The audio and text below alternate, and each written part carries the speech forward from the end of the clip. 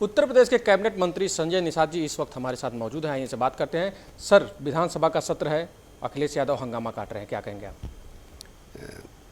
मैं तो भारतीय जनता पार्टी और एनडीए को बधाई दूंगा कि जिस तरीके से आज के दिन में देश में जनता की सरकार, जनता के द्वार, जनता के लिए काम किया और दोबारा उत्तर प्रदेश में उन्होंने दिया। और ये लगभग 30 सालों से सत्ता में रहे, फिर आज 5 सालों से दूर। अब सत्ता में जो दूर रहता है, अब जान ही रहे हो कि छटपटाहट कैसे होती है। जो सदन होता है और जनता के भाग्य लिखने का टाइम और केंद्र होता है, जगह होता है। और उसको अगर हम उस समय को, जनता के उस समय को हम हंगामे में ख़त्म कर दें, अमर्यादित, ठीक है, विपक्ष को अपनी बात रखने का हक है, उनको हक बनता और उनकी वो विपक्ष का पहला जगह है कि वो निंदक नेरे राखे आंगन में छुपाए, अब बिना तेल साबुन के मन निर्मल हो जाए। इसीलिए तो सदन चलाया जाता है कि विपक्ष अपनी बात रखेगा और सरकार को उसको काम करने का अवसर मिलेगा। लेकिन हंगामा में ही समय ख़त्म हो जाएगा तो बात कब रखेंगे? नोक झोंक होना चाहिए, लेकिन मर्यादित होना चाहिए और शब्दों पर लगाम होना चाहिए।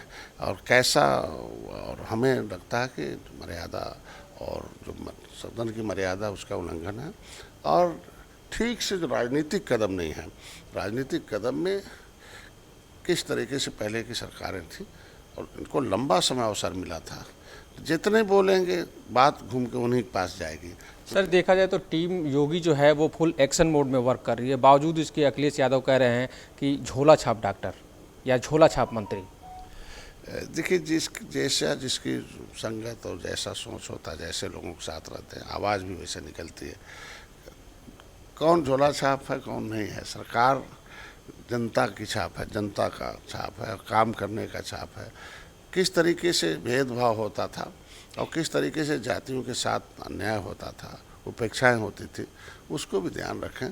आज के दिन में उदाहरण में देखा होगा कि योगी महाराज जी जब बोल रहे थे तो किसी भी बातों का जवाब नहीं था लोगों के समय। हमारे पूर्वांचल की बातों पर उन्होंने इंसेफ्लाइटिस पर रखा, चूँकि मैं गोरखपुर का रहने वाला हूँ।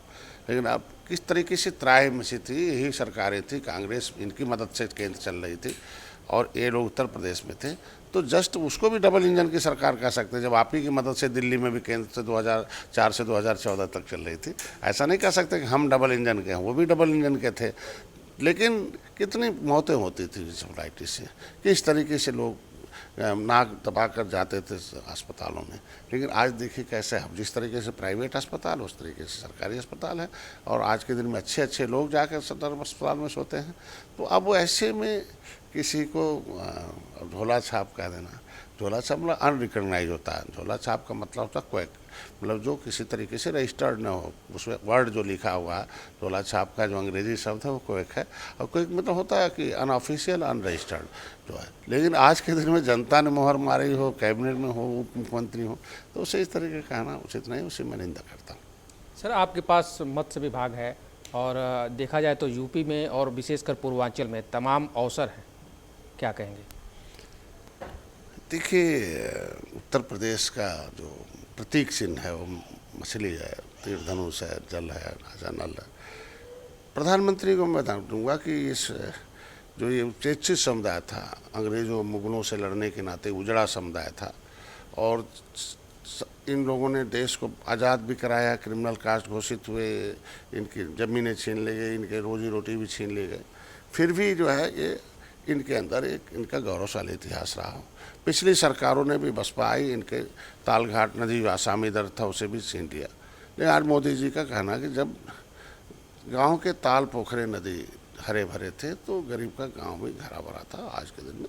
और मछली को सी फूड, मतलब फिश फूड कहा गया। और फिश फूड जो होता है वो कार्डियक प्रोटेक्टिव होता है और ओमेगा 3 होता है, ब्रेन होता है। आज के दिन में आप देखो जापान क्यों आ गया, क्योंकि तो आज इस क्षेत्र में हम गुणवत्ता युक्त भोजन, प्रोटीन युक्त भोजन, प्लस हम रोजगार के साधन और रेवेन्यू का, राजस्व की वृद्धि है इस क्षेत्र में। और इस क्षेत्र को ये माना जाता है कि लक्ष्मी जी जो होती है कमल पर खड़ी हैं और कमल पानी में है, इसका मतलब लक्ष्मी पानी में है। हम इंस्पायर्ड करते हैं लोगों को। आज मोदी जी हम कि आज के दिन में से अपार संभावना इसलिए हैं कि अगर आप 100 रुपये किसी बैंक में डालते हो तो 10 से 12 साल में वो दोगुना होगा, लेकिन अगर हम 100 रुपये हम अपने फिशिंग क्षेत्र में इन्वेस्ट करते हैं तो 12 महीने में दोगुना हो जाता है। तो ऐसा कोई नहीं है। और ब्लू रेवोल्यूशन मतलब नीली क्रांति लाकर प्रधानमंत्री मत्स्य संपदा योजना के माध्यम से 60% महिलाओं को, SC ST को इन्होंने अनुदान देकर कि फिशर्स को, फिश फार्मर को, फिश और तमाम समितियां, वेंडर है, इंटरप्रेन्योर हैं, ये सारे लोगों को देकर उसे आगे बढ़ाने का काम। सारण को 40% है। हम चारों सेक्टरों में काम कर रहे हैं। हम मतलब हम मछली के जो हैचरीज हैं, जो ब्रीडिंग है उसमें काम कर रहे हैं, फिर हम उनको रेयरिंग में काम कर रहे हैं। उन्हें मतलब हम एक तो बच्चे को बड़ा पैदा करते हैं, एक बच्चे को नर्सरी करके बढ़ाते हैं एक यूनिट, और बड़े बच्चे को फिर पोखरे में डाल के उत्पादन करते हैं। तीसरा एक मार्केटिंग क्षेत्र है। ये चारों सेक्टरों में हम अलग अलग सब्सिडीज देकर हम इसको क्षेत्र में बढ़ावा दे रहे हैं। हम लोगों ने तय कर रखा कि उत्तर प्रदेश को उत्तम प्रदेश बनाना है और मछली क्षेत्र में दूसरे प्रदेश पर नहीं, हम दूसरे प्रदेश को भी हम अपने सप्लाई करेंगे। तो इस क्षेत्रों में ट्रेनिंग दे रहे हैं हम लोग। 60% सब्सिडी है। हम फ्री का बीमा इन्हें दे रहे हैं। मतलब आज के दिन में हम 60% आज के दिन में क्रेडिट कार्ड जो है, पहले ज़मीन पर जिसके पास किसान था उसे मिलता था, लेकिन इनकी ज़मीनें अंग्रेज़ों ने छीन ली और बसपा ने भी 2007 में छीन लिया था। जो बचा खुचा वर्ग 3 की ज़मीन थी जिस पे लोग आसामी दर थे, ताल घाट नदी। तो ऐसे लोगों को सबको हम लोग जो फिशिंग क्षेत्र में है, नेट होगा या जाल होगा या कोई नाव होगा या मछली के व्यापार करने कोई भी पहचान होगा, उन्हें बिना किसी कोलेटरल गारंटी के 1,60,000 हम लोग उन्हें बैंक ऋण मतलब उनको हम दे रहे हैं। आज के दिन में निषाद राज बोट योजना, मुख्यमंत्री संपदा योजना पहली बार है कि हम लोग उत्तर प्रदेश में इनके कल्याण के लिए मछुआ कल्याण कोष की स्थापना की गई है, जो 25 करोड़ के है। इनके बच्चे भी पढ़ लिख कर आगे बढ़ें। तो इस क्षेत्र में व्यापार मतलब हम व्यापार करके भी देखिए, लक्ष्मी तो 4 ही जगह, मजदूर के पास 24 घंटे रहती हैं, व्यापारी के पास बहुत लंबे समय तक, व्यवसायी के पास और लंबे समय तक, कई पुश्तों तक रहती हैं, पेशेवर के पास भी रहती हैं और नौकरी वाले के पास। तो जब हम चारों जगह ही मतलब समृद्धशाली होने का क्षेत्र है, तो चारों क्षेत्र जो है हम लोग इसमें व्यवसाय के भी अवसर हैं, व्यापार के भी अवसर हैं, पैसा भी इनका बढ़ाया जा रहा है और इसमें जो आएगा उसे नौकरी भी मिलेगी। ये चारों काम हम लोग इस क्षेत्र से करा रहे हैं। तो ऐसे में हम प्रधानमंत्री को बधाई देंगे कि उन्होंने मत्स्य मंत्रालय को दिल्ली में भी अलग किया। पहली बार 20,000 करोड़ रुपया दिया। उत्तर प्रदेश में मत्स्य मंत्रालय अलग किया, यहाँ भी उन्होंने योजनाओं का पहले खाता खोला। और हमारे जैसे एक गरीब के बेटे को, एक जो सड़क पर हम संघर्ष कर रहे थे जिस समुदाय के लिए, जिसको सदियों से लोगों ने सताया था, अंग्रेज़ों मुगलों ने, लेकिन पिछली सरकारों ने भी इनके साथ भेदभाव किया और इन्हें संविधान में मिले हुए दर्जे को हटा दिया। तो ऐसे लोगों को सेवा का अवसर हमें भारतीय जनता पार्टी ने दिया। एक आखिरी सवाल सर, 2024 लोकसभा चुनाव की तैयारी में लगभग सभी पार्टियां आ गई हैं। कांग्रेस अपनी पैदल यात्रा निकाल रही है, सुभाषपा अलग यात्रा निकालने वाली है। तो यूपी सरकार के पास इस समय बेरोजगारी और महंगाई 2 ऐसे मुद्दे हैं जहां पे सरकार कहीं ना कहीं बैकफुट पे है। तो इसको लेकर के सरकार क्या कुछ सोच रही है? नहीं, बैकफुट पर तो नहीं है। बैकफुट पर तो वो हैं जो जिनको अवसर मिला था वो कुछ नहीं किए।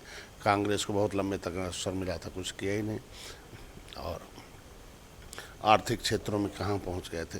आज अर्थव्यवस्था आपने देखा होगा कि वो मोदी के आने के बाद मजबूत हो रही है। हम राष्ट्रीय स्तर पर, अंतर्राष्ट्रीय स्तर पर हमारा GDP ग्रोथ जो है, इकोनॉमिक जो है मेंटेनेंस है, इंफ्रास्ट्रक्चर, जब इंफ्रास्ट्रक्चर डेवलप होगा और कब जो जहाँ कोलैप्स इकोनॉमिक्स हो, अंतर्राष्ट्रीय मुद्दे, अंतर्राष्ट्रीय पिछली सरकारों की गलत नीतियों की वजह से जहाँ हमारी व्यवस्था धाराशायी हो गई हो, इकोनॉमिक पॉलिसी कोलैप्स बनाई गई हो, तो ऐसी स्थितियों में आज के दिन में हम लोग बेहतर कंडीशन में है।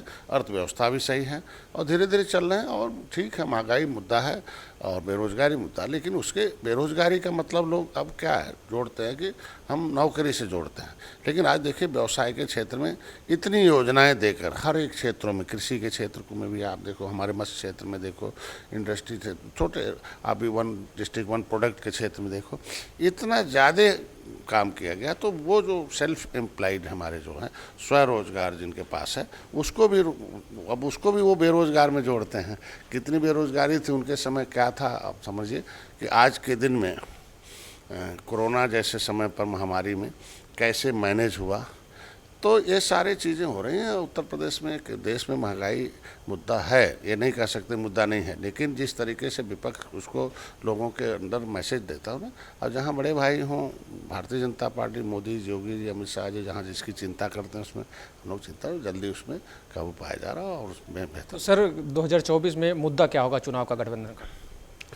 देखिए, हम लोगों का जो सरकार जनता की सरकार है, जनता के द्वार है, जनता को मान चाहिए बने, ठीक है। अब हर आदमी, हर जाति की, कोई किसी के खिलाफ कोई भेदभाव नहीं है, उनकी मान्यता पूरी मान है, सम्मान से जी रहे लोग, स्वाभिमान भी सबका जगह है। सब जातियों के लोग कहते नहीं अब हमारे साथ कोई भेदभाव नहीं हो रहा, हम लोग ठीक ढंग से हैं।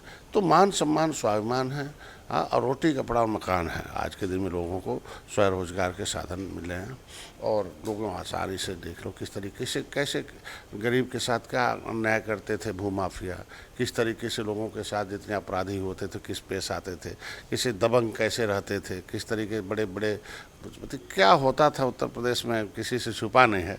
लेकिन आज के दिन में देख लो किस तरीके से शांति से, किस तरीके से आज के दिन में माफिया कहाँ चलेगा, अपराधी कहाँ चले गए हैं, कहाँ चले गए। तो ये बहुत बड़ा मतलब लोगों के मैसेज है और इसी की देन है कि आज 2022 में पुनः मोदी जी योगी को पसंद किया और पुनः देखिएगा 2024 में ऐतिहासिक जीत होगी एनडीए की, क्योंकि हम उन जातियों को भी साथ में लिए हैं।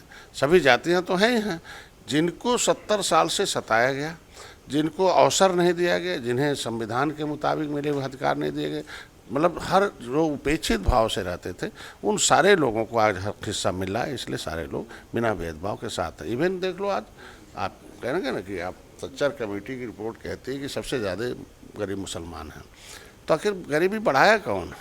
तो आखिर वोट बैंक लेने वाले, उनका लेने वाले क्यों गरीबी बढ़ा दिए? और सच्चर कमेटी के मुताबिक क्या है, गरीबी अगर उनके यहाँ तो बिना भेदभाव के अनाज उनको अधिक मिल रहा है, इलाज मिल रहा है, मकान मिल रहा है। तो आज के दिन में जब बिना भेदभाव के हम सबके साथ हैं तो निश्चित रूप सबका साथ, सबका विकास, सबका विश्वास है। तो ये थे संजय निषाद, जिनका कहना था कि प्रदेश में जो बेरोजगारी है, जो महंगाई है, इन दो मुद्दों पे सरकार काम कर रही है। विकास के अवसर, तमाम विकास के अवसर जो है कि डेवलप किए जा रहे हैं, जिससे प्रदेश की महंगाई और बेरोजगारी को दूर किया जाएगा। साथ ही 2024 में एनडीए गठबंधन की प्रचंड जीत होगी। पंकज तिवारी, आज की खबर, लखनऊ।